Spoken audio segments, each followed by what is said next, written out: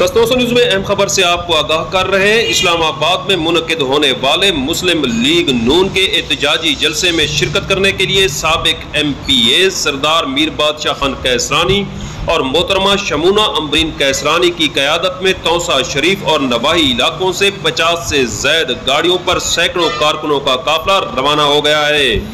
अहम खबर से आपको आगाह किया जा रहा है, मुस्लिम लीग नून के एहतजाजी जलसे में शिरकत करने के लिए साबिक MPA सरदार मीर बादशाह खान कैसरानी और मोहतरमा शमूना अम्बरीन कैसरानी की क़यादत में सैकड़ों कारकुन रवाना हो चुके हैं। इस मौका पर सरदार मीर बादशाह खान कैसरानी, मुस्लिम लीग नून और उनके हक में नारे लगाए गए।